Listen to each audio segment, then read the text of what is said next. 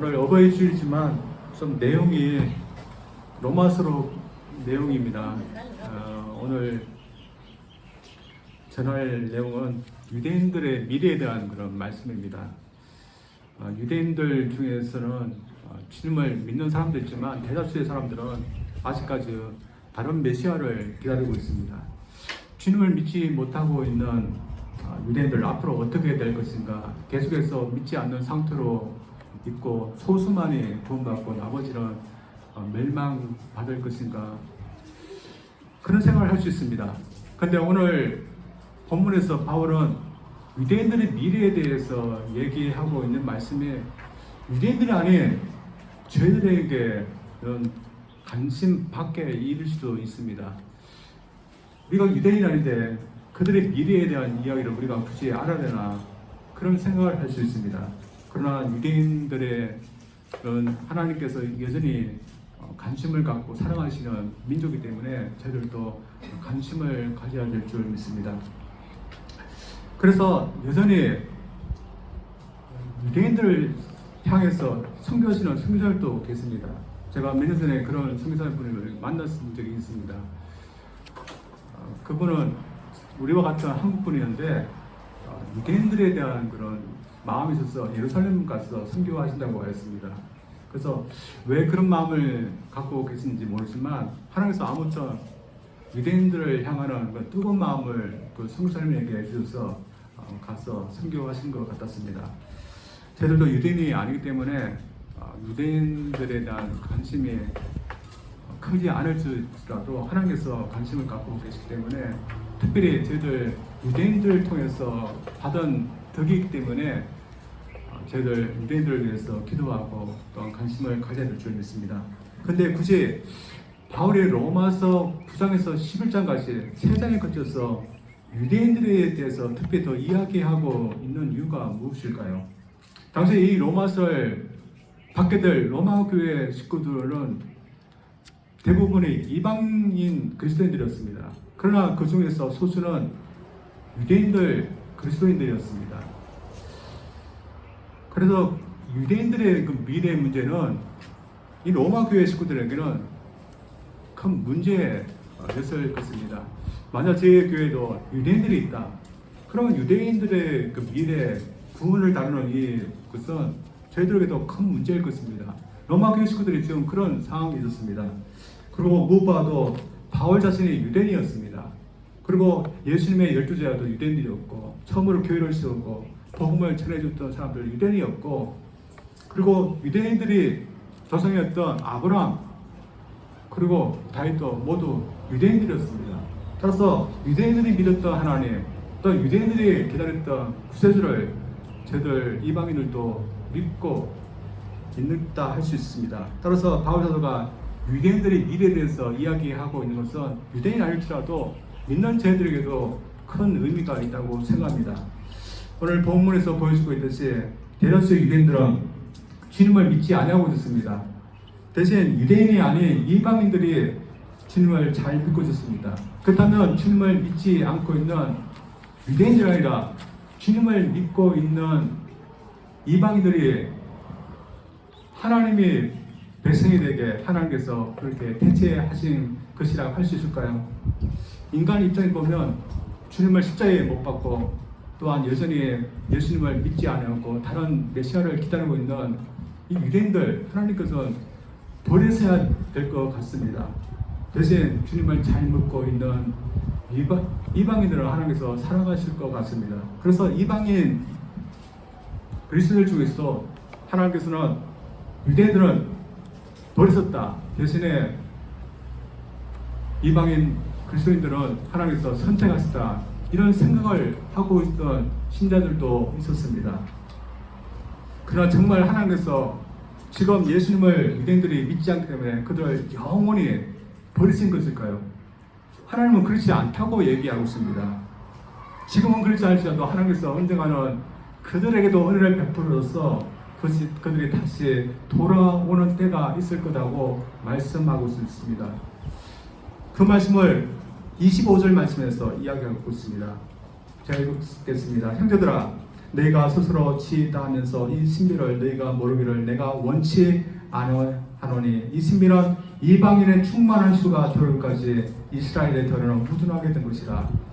이방인의 수가 충만한 수가 차면 하나님께서 유대인 모두를 구원하신다는 것입니다. 성경에서는 이때가 주님이 오시기 직전이라고 생각하고 있습니다. 그러나 그때가 언제일까요? 솔직히 저희는 모릅니다. 왜냐하면 하나님께서 구원하시려고 하는 이방인의 수가 얼마인지 저희들은 모르고, 또한 그 이방인의 수가 충만하게 될 때가 언제인지도 모릅니다. 그러나 하나님께서 볼 때 이제 충만한 수가 됐다 하면 그 이후로 유대인들을 모두 구원하신다는 것입니다. 저는 이런 면에서 볼 때 하나님의 그 구원은 하나님부터 출발하는 것이고, 또한 우리가 이해할 수 없는 그런 영역을 구원은 또한 포함하고 있는 겁니다.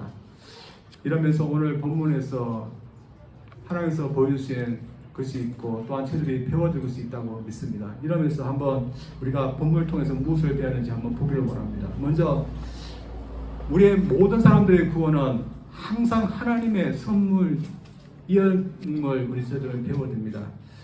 오늘 그렇지만 바울 시대에도 대다수의 그리스도인들은 유대인들이 아니라 이방인들이었습니다. 이방인들이 교회 대부분을 차지하고 있기 때문에 이방인 그리스도들이 옛날 유대인들이 했던 것과 비슷한 모습을 취할 수가 있었습니다. 유대인들이 어떻게 했겠습니까? 자신들만이 선민이고 자신들만이 하나님께 선택받은 백성이고 어떤 특별한 것이 있기 때문에 선택받았다고 생각했습니다. 그런데 지금 다수를 차지하고 있는 이방인 그리스도들이 그런 생각을 하고 있기 쉬운 것입니다. 저희들도 이방인들입니다. 그리고 현대 교회들 보면 대부분의 신자들은 이방인들입니다. 지금도 주님을 믿는 유대인들이 있습니다.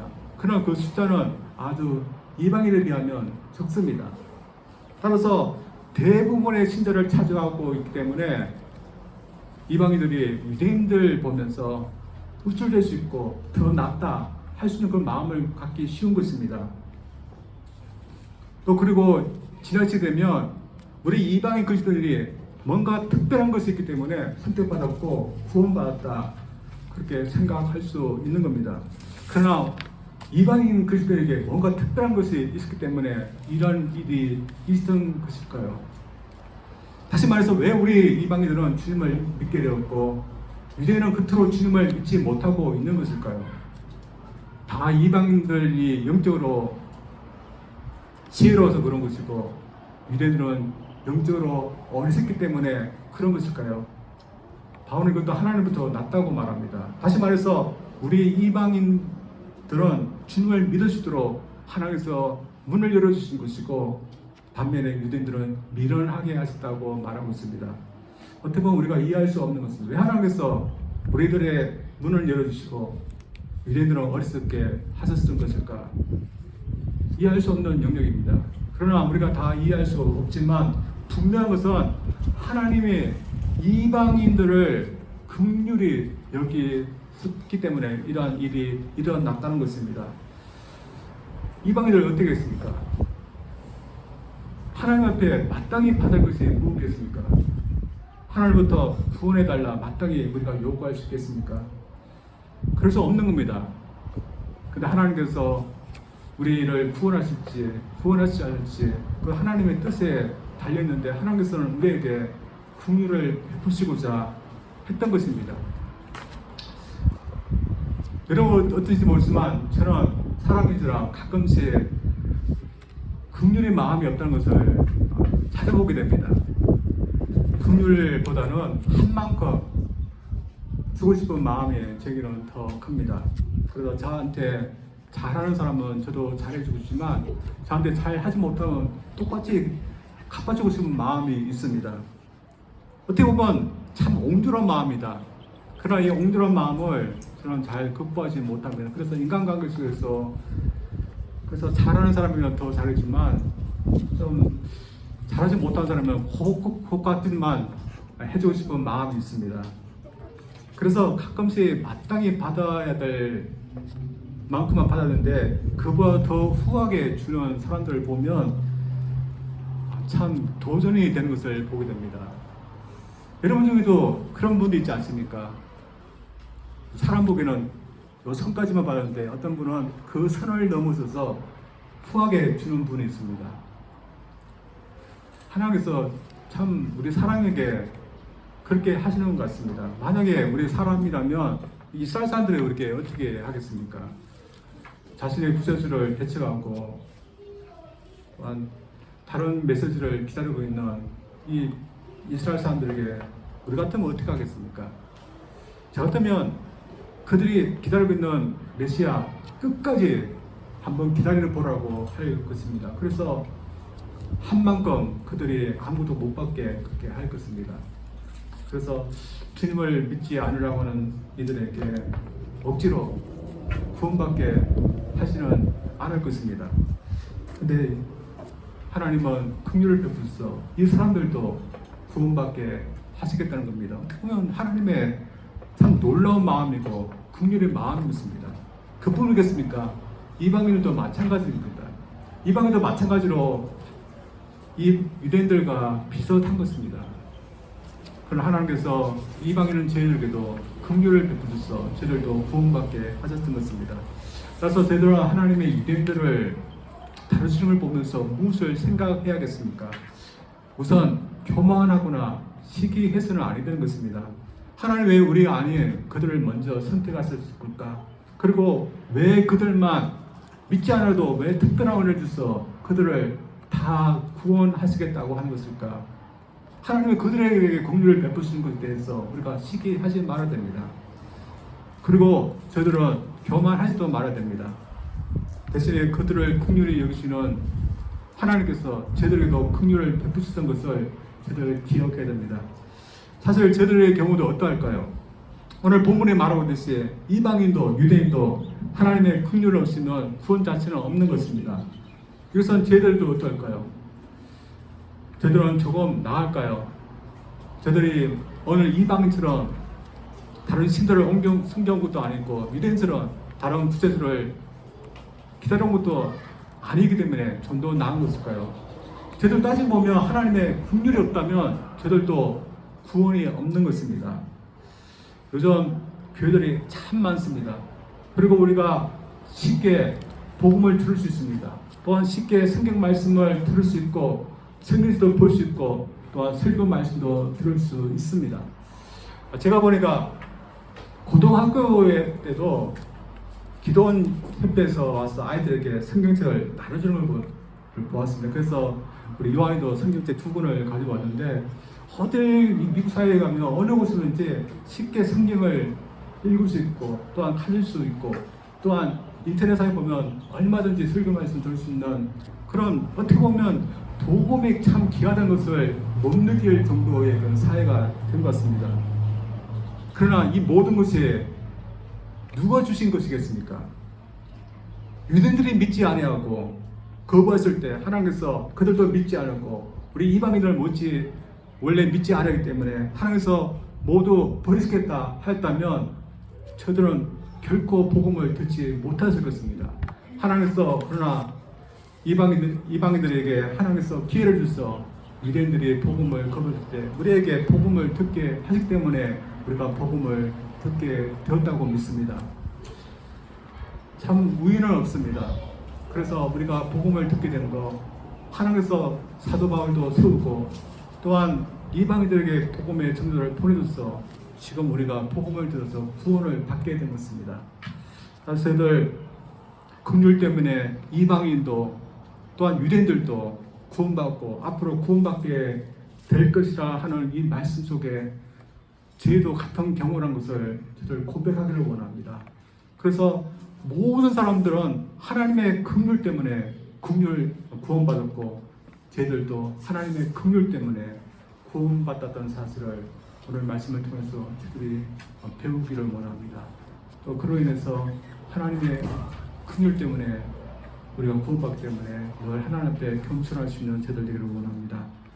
두 번째는 하나님이 이스라엘 백성들에게 다시 구원을 주시는 그런 모습 속에서 저들도 구원받는 것에 대해서 즐거워해야 됨을 배워야 됩니다.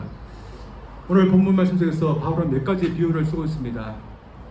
떡등에 대한 비유, 그리고 천열매에 대한 비유, 그리고 감람나무에 대한 비유입니다.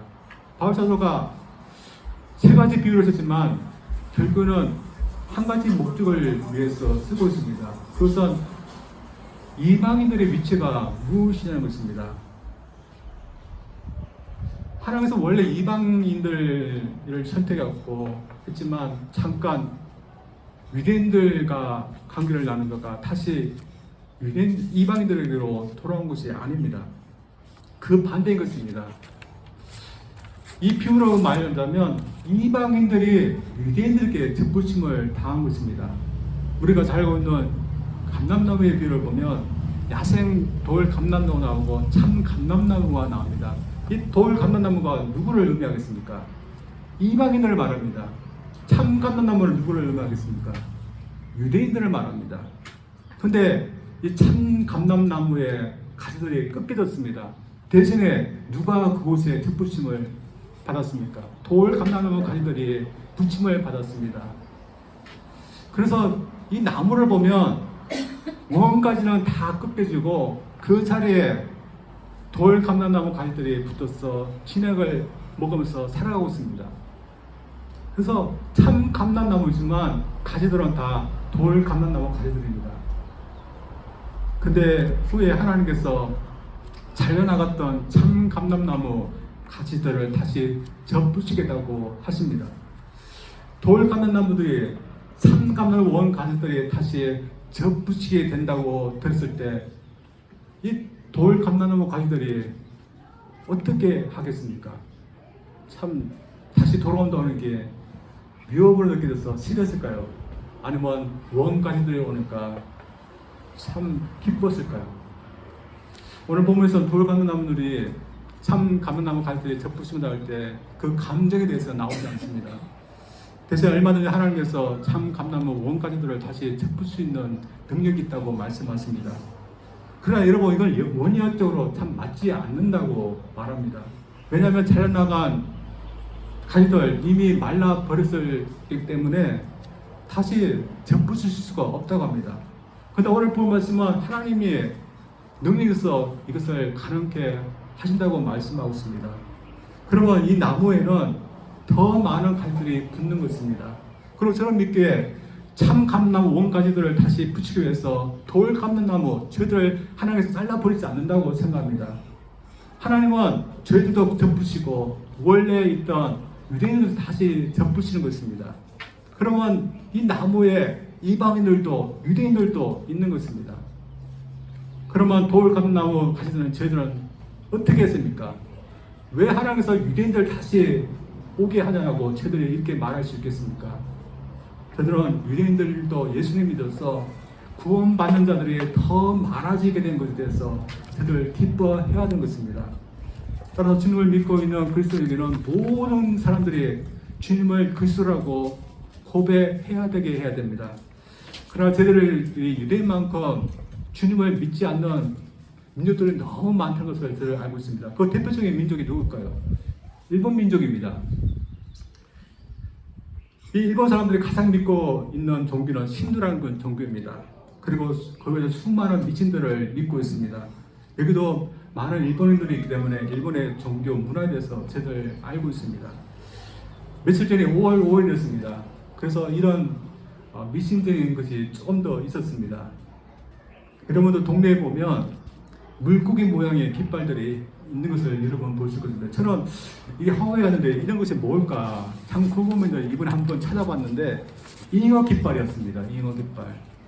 그러니까 남자아들 어린이날, 여자아이들 어린이날 있는데 남자아이들 있는 곳에 집안에서 남자아이들이 출산하라는 의미로서 이 잉어 깃발을 걸어놓는답니다. 그래서 집안 식구만큼 깃발을 걸어놓는답니다. 근데 왜 해필이면 잉어 깃발이겠습니까? 중국의 신화에 보면 잉어들이 용문이라는 곳까지 헤엄쳐오면 잉어가 용이 된다고 합니다. 아이들이 용처럼 출세하라는 그런 의미에서 잉어 깃발을 넣는데 참 미신입니다. 근데 이 미신을 믿고서 복을 빌어주는 일본 사람들을 보면 참 마음이 사실은 좋지 않습니다. 근데 그런 일본인들이 주님 믿기도 하고 주님의 이름 부르며 주님 앞에 예배드리는 경우들이 있습니다. 소위 일본인 그리스도인들입니다. 저희들 이런 그리스도를 보면 어떠할까요? 일본에 대한 좋지 못한 감정이 있기 때문에 반갑지 않을까요? 그렇지 않을 것입니다. 미신에 깊이 빠져있는 민족 중에서 믿는 사람들이 있으면 더 반갑고 좋은 것입니다. 이것은 유대인들에 대해서 마찬가지일 것입니다. 저는 유대인들 잘 모릅니다. 그리고 유대인들에 대해서 사적인 감정은 없습니다. 그러나 당시 바울 시대는 그렇지 않았을 것입니다. 교회 식구 중에서도 유대인들이 있었고 이웃 중에서도 유대인들이 있었습니다. 특별히 어떤 이방인은 전에 유대인들로부터 무시를 받았던 사람들이기 때문에 기독교인이 되었을 때 믿지 못하고 구원받지 못하는 유대인들을 보면서 그 상태에 대해서 오히려 좋아할 그런 사람들도 있었을 것입니다. 바울 시대 이것이 문제가 되었습니다. 그러나 지금은 그렇지 않을 것입니다. 그러나 당시 유대인들에 대해서 이방인 신자들이 가졌던 그 우쭐대는 마음, 그것이 오늘날 우리들도 각각 적용할 수 있는 그런 점이 있다고 생각합니다. 만약에 우리가 오늘도 그것을 적용한다면 우리가 어떤 사람에 대해서 적용할 수 있겠습니까? 저들은 믿지 않는 사람들에 대해서 그런 마음을 가질 수 있습니다.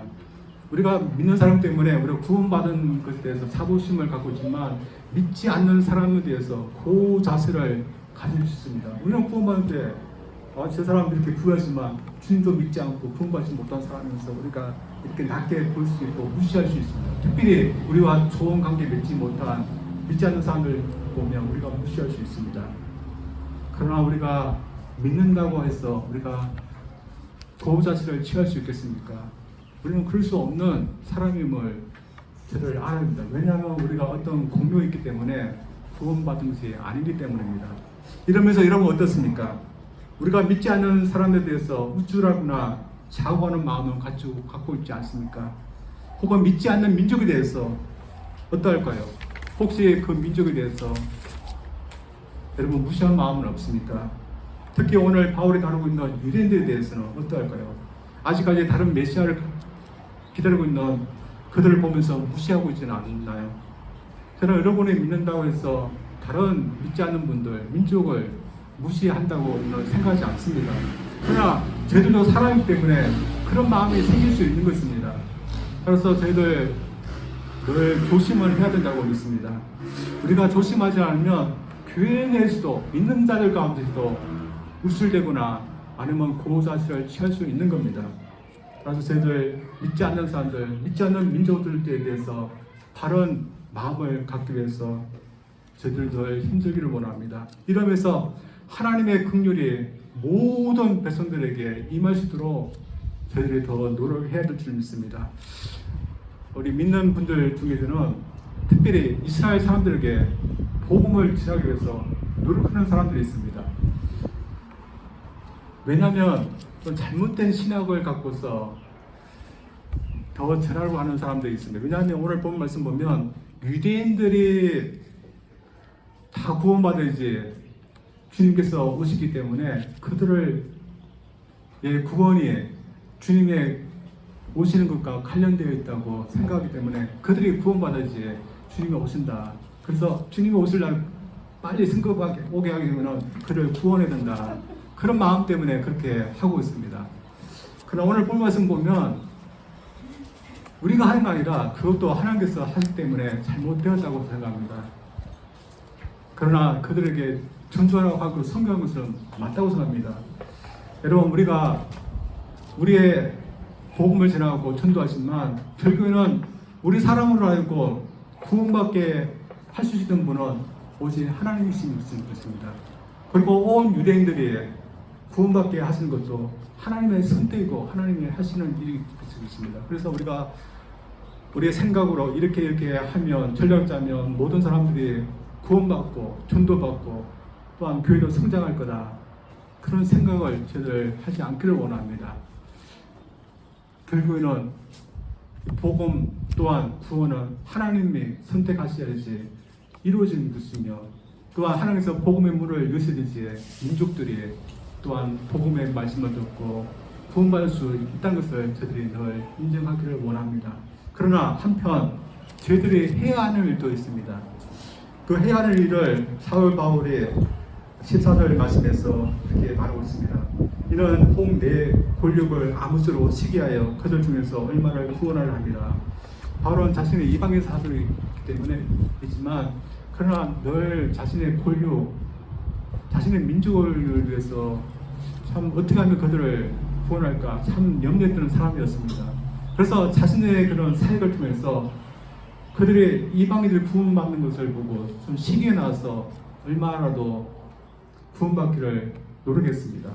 그의 말이 무엇입니까? 자신이 모든 유대인들을 전도하고 구원하시다 그 말이 아니라 자신의 그런 사역을 통해서 얼마의 그런 영혼들이라도 구원하기를 바란다는 그런 의미인 것입니다. 저들도 마찬가지입니다. 저들이 모든 민족을 구원할 수 없습니다. 그는 어디까지나 하나님께서 하시는 일이지만, 그러나 저희들이 해야 하는 일이 있습니다. 그것은 우리가 시기나게 해서 얼마간의 영혼을 우리가 주님께로 인도할 수 있다는 그 일인 것입니다. 여러분, 그래서 여러분 어떻습니까? 여러분이 시기나게 해야 될 그런 영혼이 누구겠습니까? 바울만큼 다른 영혼을 알겠습니다. 그러나 가까이에 있는 영혼들이 있습니다. 그래서 내가 예수님을 잘 믿었어, 또한 내가 하나님 앞에서 바르게 살았어, 그 영혼을 알고 시기나가에서 예수 믿게 할 영혼들이 누군지 여러분 한번 유심하게 살펴보시고 내가 그 사람에게 본이 될 수 있도록 여러분 기도하며 또한 그렇게 살 수 있기를 원합니다. 어떤 유대인 남자분이 이런 한 사람을 통해서 구원받았다고 합니다. 그런 유대인이었습니다. 유대인들은 안식일을 지켜야 되기 때문에 한 자신의 집안을 그때만 돌볼 수 있는 한 자매를 구했는데, 믿는 자매님을 구했다고 합니다. 그 유대인 남자는 교수였고 학자였습니다. 그리고 그 남자분을 도와주기 위해 했던 그 구했던 자매는 믿음 조금 평범한 그 여자분이었습니다. 근데 그 남자분을 도와주는 이 자매님이 유대인 남자 이 교수님 보아도 너무 다른 것이었습니다. 유대인 자신들도 거룩하다고 생각했는데 이 자매님은 더 거룩한 것입니다. 그리고 자신이 보아도 너무 성실하고 신실하고 또한 믿음이 좋은 그런 자매였습니다.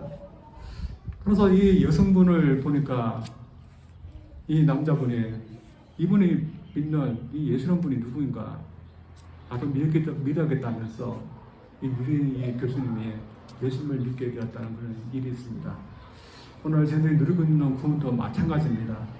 하나님에게부터 시작된 것이기 때문에 우리가 알 수 없는 비밀스러운 일이 있습니다. 특히 하나님의 선택, 저희들이 알 수 없고 또한 저희들이 어떻게 할 수 없는 영역입니다.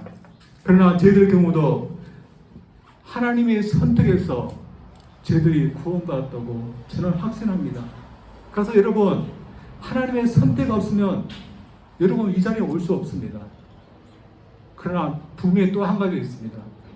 그것은 누군가가 우리에게 복음을 전해줬고 또한 누군가가 우리에게 본을 보여주기 때문에 우리가 주님을 믿기 시작했다는 것입니다. 따라서 하나님이 하시지만 저희들이 누군가에게 복음의 전수가 되고 본이 되어야 됩니다. 여러분, 우리가 이 일을 잘 감당하기를 원합니다. 그래서 우리가 얼마 만에 영혼이라도 주님께 인도할 수 있는 역할을 저희들이 잘 할 수 있기를 원합니다. 그래서 주님의 영광 받으시고 또 우리가 구원 주님께로 인도하는 그 영혼들이 들어올 때 저희들이 참 기뻐하고 또한 민족들이 들어올 때 저희들이 그것을 보면서 기뻐할 수 있는 저희들 되기를 주의 이름으로 축원드립니다. 우리 기도합니다. 하나님 아버지, 감사드립니다. 참 우리가 유대인 조상들이었던 아브라함과 다윗, 또한 유대인의 땅에 오신 예수님, 그리고 초대교회를 이루고 복음을 전했던 유대인들, 그 유대인들이 믿었던 하나님, 그 유대인들이 기다렸던 그 구세주, 우리도 믿고 우리도 그 구세주를 통해서 구원받게 하시니 감사드립니다. 하나님, 지금 하나님의 그 선택에 대해서 우리가 다 알 수 없습니다. 왜 그 이스라엘 민족은 예수님을 거부하고 있고, 또한 그토록 거부했던 이방인들은 어떻게 예수님을 믿게 됐는지 참 알 수 없는 하나님의 선택이지만, 하나님은 영원토록 모든 민족을 내버려 두시지 않고 반드시 구원하신다는 그런 계획을 갖고 계심에 저를 다시 한번 감사하기를 원합니다. 하나님은 또한 개개인 저희들도 내버려 두지 않으시고, 또한 저희들이 긍휼을 베푸셔서 우리를 구원해 주신 것 저를 확신합니다. 하나님, 저희들이 하나님의 긍휼을 저희를 받아서 이 자리에 오게 된 것 저희들 늘 감사할 수 있는 마음을 주시옵소서. 우리가 어쩌다 보니까 우연히 예수를 믿은 게 아니라 처음부터 우리를 선택하시고 우리를 긍휼히 여겨서 복음을 듣게 하고, 또 우리를 하여금 전도자를 만나서 또한 교육에 가지고 예수를 믿게 하신 것 하나님의 철저한 계획이고 선택이란 것 저를 믿게 하였사. 하나님, 우리의 구원이 참 값진 것이라는 것을 저를 믿게 하여 주시옵고, 그래서 늘 하나님께 감사하기를 원합니다. 또한 이 귀한 것을 또한 우리가 나눠줄 수 있는 저들 되게 하여 주시옵소서. 감사드립니다. 예수님 이름으로 기도합니다. 아멘.